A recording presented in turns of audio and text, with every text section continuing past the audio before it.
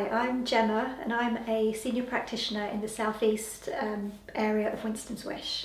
And I'm Emma and I'm another senior practitioner from the same area.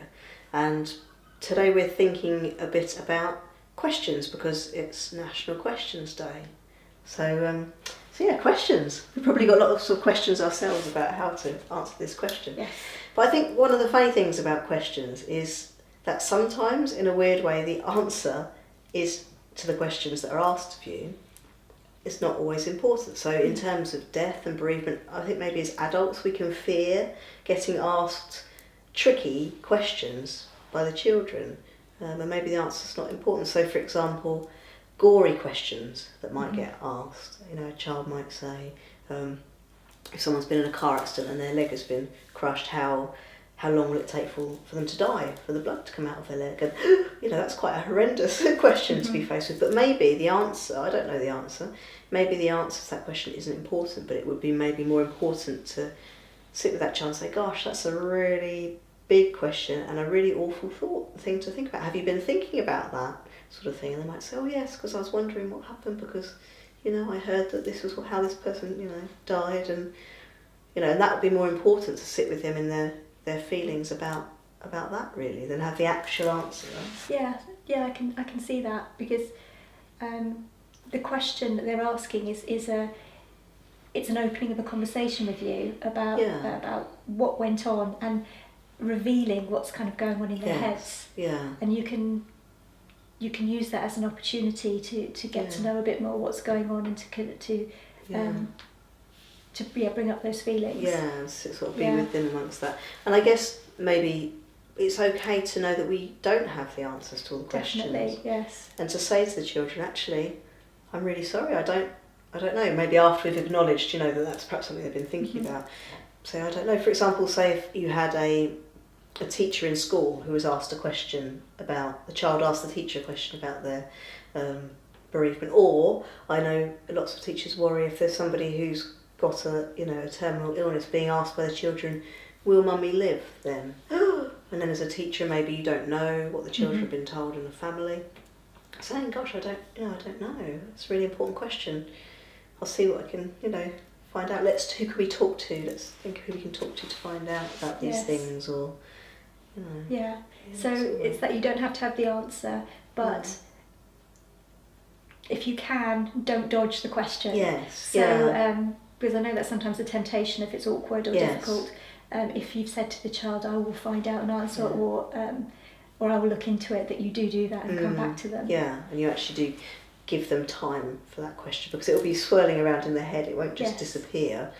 And I guess there's some sort of, I gave a gory example earlier, but I guess there's some sort of common themes of questions sometimes with different age groups, for example. So those sort of more gory questions can be really common in that sort of, it's really normal for children to be curious about the physical aspects of death, in that sort of 8 to 13 sort of an age group, really. Yeah, and that can be quite surprising or even difficult for the adults to deal with those sort of graphic details of the body decomposing or what actually happened.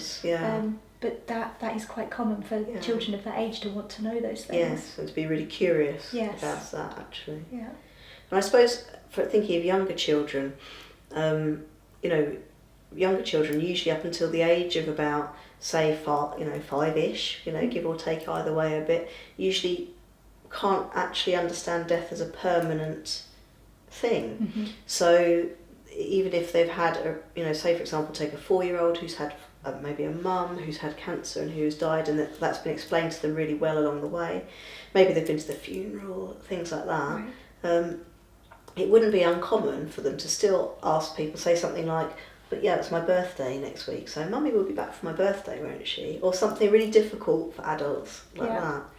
I think that's a real common It is. And when, I think we've talked before, when the adult thinks the child has got this, they understand, and then they'll throw up a question like that, and it feels, I've got to start again. And we've talked about how children of that age will ask the same thing again and again. Over and again. And that's really normal. It's about building up that information in their heads. And it's not because somebody's done a bad job of telling them. No. It's just that's what children do. They just have that repetition. Yes. But that can be hard for the adults, can't it, to repeat that? Because it can be hard to keep repeating that information, which is hard for them. Yeah. It can also just be frustrating sometimes. Yes. Yeah. You know, and thinking, what's wrong with them? Why aren't they getting it? Yes. But this is just part of their development. Yeah.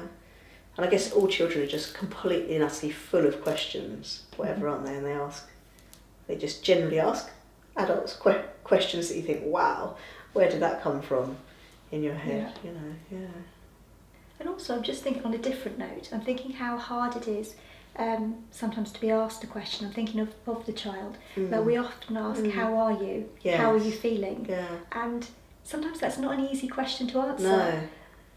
It's quite big. It's quite a big it's question. a huge question. Yeah. And that's why I think sometimes when working with especially younger children, we don't always use words. We use art and objects. Yeah. Because what seems like a simple question is huge. Yes, and could be too big. And you know, say for example, you were having the worst day in the world today. For example, you know, if I asked you how are you, you might feel quite vulnerable actually and put on the spot. It's hard to speak. Maybe your voice would go squeaky. You know, and it's hard for us as adults to look vulnerable, let alone teenagers and all children of all other ages. Yeah, so being creative is so helpful, isn't it? Yes, yeah.